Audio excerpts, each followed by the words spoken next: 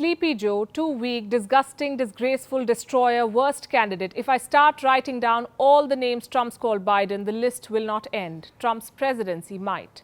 So let's talk about Joe Biden instead. Hello and welcome to Gravitas Plus. I'm Palki Sharma Upadhyay. You and I have seen Joe Biden in the White House as Barack Obama's deputy. We've also seen him make big promises at election rallies this year. Joe Biden has been a part of American politics for almost half a century. That's quite a long time. We have an idea about his policies and leanings. But how much do we know about the man himself? Who is Joe Biden? We've done some digging and put together a story for you today. Joe Biden's full name is Joseph Robinette Biden Jr. How many of you knew that? He was born in Scranton, Pennsylvania. His parents are Joseph Sr. and Catherine Eugenia Jean Finnegan. Joe is the eldest of 4 siblings. Do you know why he's often called middle-class Joe? Because unlike Donald Trump, Joe Biden was born to a family that often scrambled to make ends meet. His father moved jobs. When Joe was 10, the family moved to Wilmington, Delaware. Young Joe Biden had a debilitating stutter, and for that reason, he was often bullied in school. Joe Biden went on to study history and political science at the University of Delaware. He spent his spring break in Bahamas, and that's where he met his first wife, Nelia Hunter. Joe Biden entered politics at the age of 25. At 29, he was running for the Senate. But tragedy struck soon after. He lost his wife and 13-month-old daughter to a car accident. His sons, Beau and Hunter, were seriously injured. Joe Biden went on to win the Senate race.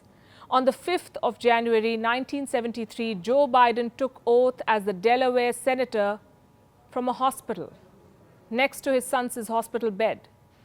If he's being criticized right now for being too old to be president, back in the time, Biden was celebrated as one of the youngest senators, a celebrity of sorts.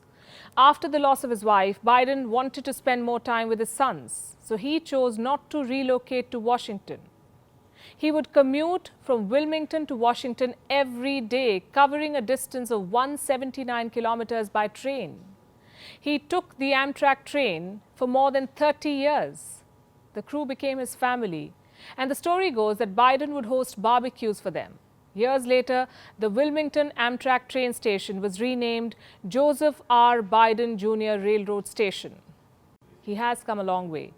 And he's been trying to become president for a while now, 33 years to be precise. 2020 is Joe Biden's 3rd run for the White House. 1987 was the first time. His race was cut short after Biden plagiarized a speech and was caught. Then in 2008, Biden ran for president again. This time too, he dropped out. But this time, he did end up entering the White House as Barack Obama's deputy. Joe Biden was the 47th Vice President of the United States of America. If Obama was the face of change, the face of a new generation, Biden struck a balance with his age and experience. Joe Biden has had a 47-year-long political career, and it has not been squeaky clean. He's had his share of controversy. Biden once voted for the anti-abortion bill, or what's called the Hyde Amendment. In 2002, he voted for the Iraq War. Years later, he said this. It was a mistake, and I acknowledge that.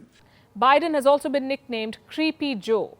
This is after viral videos showing women visibly uncomfortable with Biden's conduct.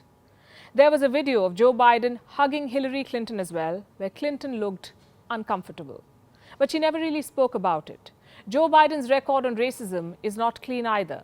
In the 1970s, he opposed the mandatory busing as a method of desegregation in American schools.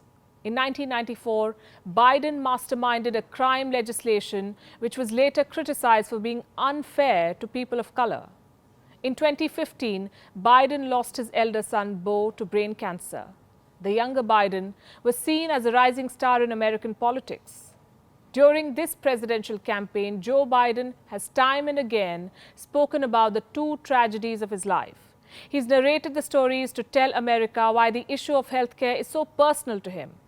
Over the years, Joe Biden has built a reputation of being a kind, middle-class family man, a relatable leader, if you will. I have some idea how it feels to lose someone you love. I know that deep black hole that opens up in the middle of your chest and you feel like you're being sucked into it. I know how mean and cruel and unfair life can be sometimes. These are simple words, but words filled with empathy. Maybe that's what a pandemic-struck America is looking for in a leader right now. Gravitas Plus, co-presented by Skoda. Simply clever.